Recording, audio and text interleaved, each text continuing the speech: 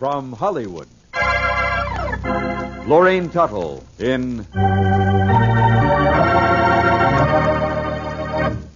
The Unexpected.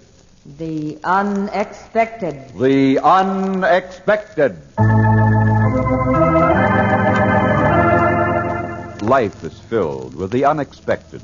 Romantic, tragic, and mysterious endings to our most ordinary actions. Dreams come true, or dreams are shattered by sudden twists of fate in The Unexpected.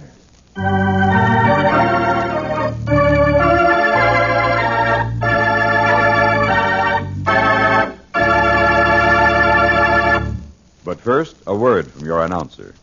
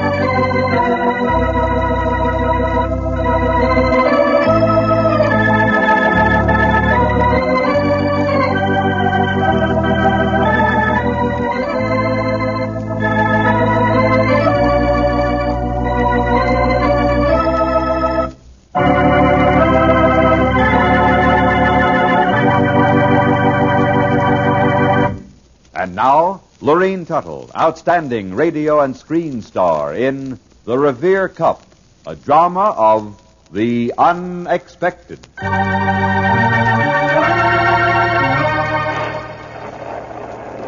was raining that afternoon, hard. My face was wet and my hair tumbled down into little moist strings that whipped the back of my neck. I ran across the street and scurried around the corner. I was looking for shelter, any kind of shelter. And then I saw it, the Trevor house, set far back behind the formal gardens. A huge brown mansion that seemed as dark and as wet as the gray sky above it. I don't think I recognized the place, not at first, and I remember shivering a little. But after a moment, I noticed something familiar about it. I had the feeling that I'd been there before. And I was right. I had. I'd lived in that mansion for 7 years. The first 7 years of my life. But that was a long time ago, when I was Janice Trevor. I don't really know why I started up to walk toward the forbidding entrance. The rain had almost stopped, and I could have gone on home. I was soaked to the skin already. A few minutes more wouldn't have made any difference. But I was standing on the porch, and I did lift the heavy brass knocker. And I heard the thud echoing back as it struck the oak panel.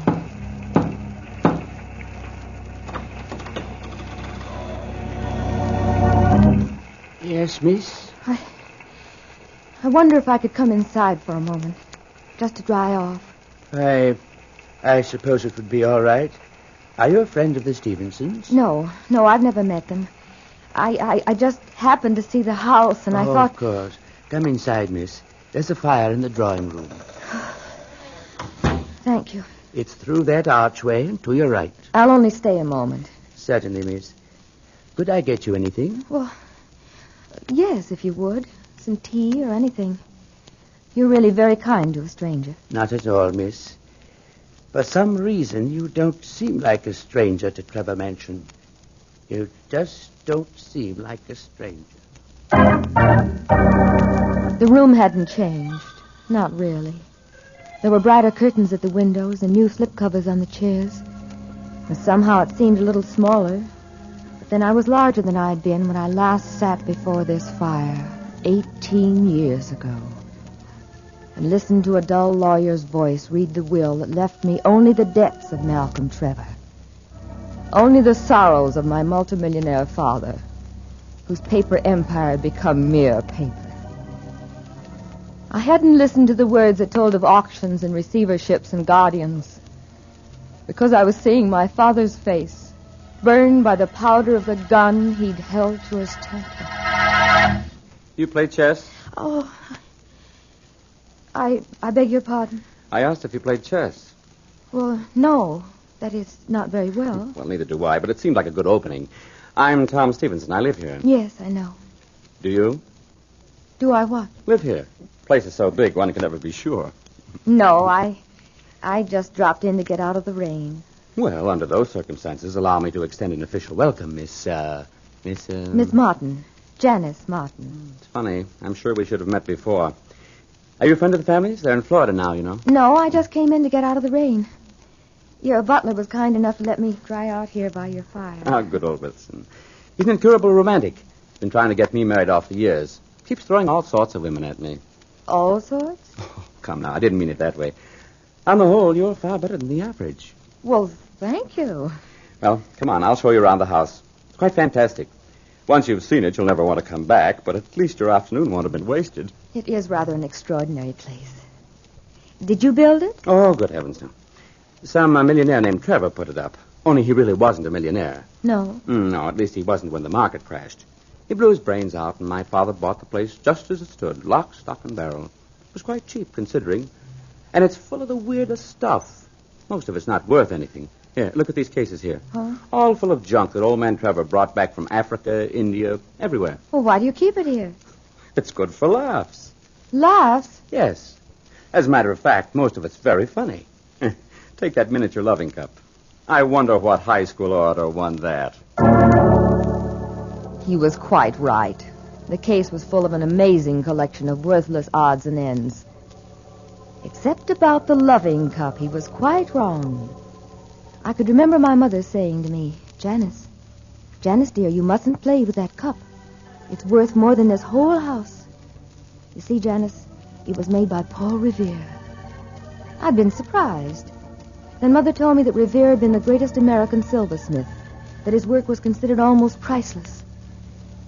And I knew that if I could only get that cup away from Tom Stevenson and his family, I'd be rich again. They didn't realize its value, thought of it as junk. I'd be able to buy it easily. And if I couldn't, well, I'd find another way to get the Revere cup. You're right, Tom. Oh, this is a frightful amount of junk. Well, come along. There's lots more to see. Oh, thank you, but I really must leave now. All right, if you say so. You don't seem broken-hearted. I'm not. Well, you're honest and frank. Sure. When can I see you again? What? Well, I can't let the butler down. He'd be terribly disappointed if we didn't hit it off. He's introduced me to so many strange young ladies that he's beginning to lose hope. Mustn't let Wilson lose hope. Have to see you again. Oh, really, Mr. Stevenson? I'll take you home or out to dinner or to a show. I don't know which, but I'll decide. Okay, Janice? Well, I don't know. You'll have to change your dress and fix your hair, though. You look terrible now. Really, you're the most unusual man I've ever met. It's an unusual house. It needs unusual people. It seems so. Oh, Tom, Hmm? that reminds me. Yeah?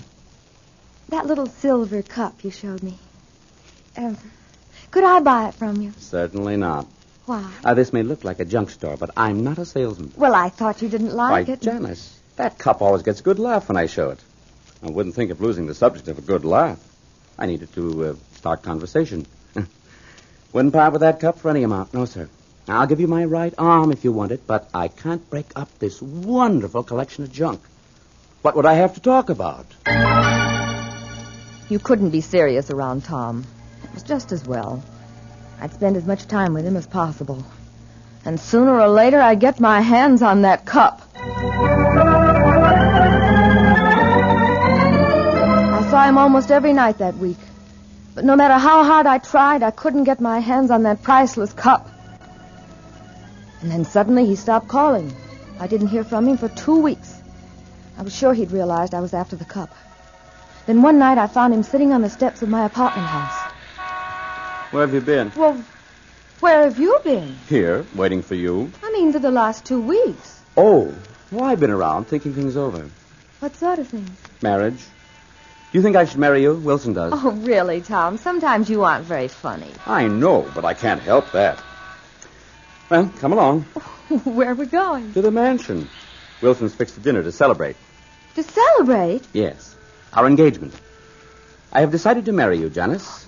And what if I... Oh, now, see here. You can't let Wilson down. He's got the candles all lit, the champagne cooled, and... Well, you'll have to marry me. He'd be terribly hurt if you didn't. A table for two had been laid out in the living room, white cover and silver dishes. Tom excused himself to make some final arrangements with Wilson, and I sat in one of the big chairs to wait for him. Believe me, I had no intention of marrying him. All I wanted from Tom Stevenson was the Revere cup. Then suddenly I jumped up. The door to the glass-fronted cabinet was open, and there was an empty spot among the bric-a-brac. The cup was gone. My heart headed toward my feet, and I felt a little ill. I'd counted on it so much, and now it slipped past me. I turned and sat down again, and as I did, my arm brushed something off a small end table. The shadowy candlelight glinted on tarnished silver. I reached down to pick it up. It was the Revere cup. This was my chance. All I had to do was stuff the cup into my purse and walk out the door. I looked carefully around the room and out into the hall. There was no one in sight. I grabbed the cup, slipped it into my handbag, and headed toward home. And inside my head, I was singing. I had the Revere cup, the original, authentic Paul Revere masterpiece. For the first time in 18 years, I was going to know what it was like to have money. Now I could live like Janice Trevor again.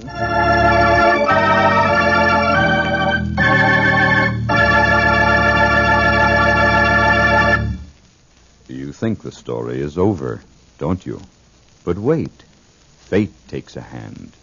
Wait for the unexpected.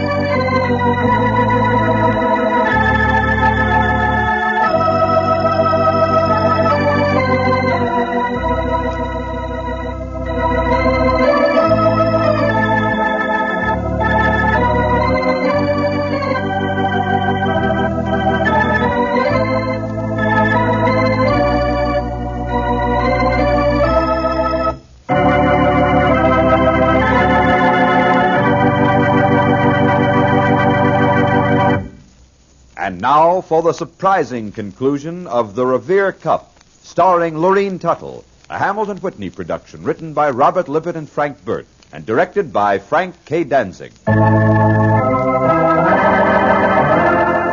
I could hear the cup tinkling against the compact in my pocketbook as I strolled casually toward the front door. In just a moment, I'd be outside. Tom might miss the cup and even suspect that I'd taken it, but he wouldn't do anything about that. He'd say it was just junk and spend a few minutes wondering why I'd walked out on his engagement party. And then he'd forget about me. That's the way Tom was. At least that's what I thought. Janice, you'd better give me back that cup. Why, I don't know what you're talking about. Makes your purse all bulgy. It's really very easy to detect. But, Tom, let me explain. But don't bother. Just give it back. Well, I wouldn't like to have to call the police, Janice. Oh, very well. Here, take it, and I hope Janice. You know, I can't understand what you see in this cup. I never could. Since you wanted it so much, I was planning to give it to you as a sort of an engagement present. But under the circumstances, it would never do for me to be married to a thief, would it?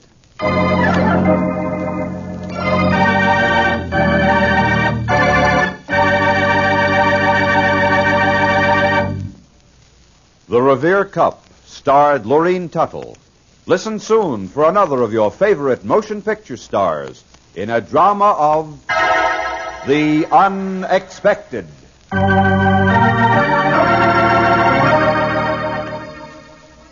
This program was transcribed in Hollywood.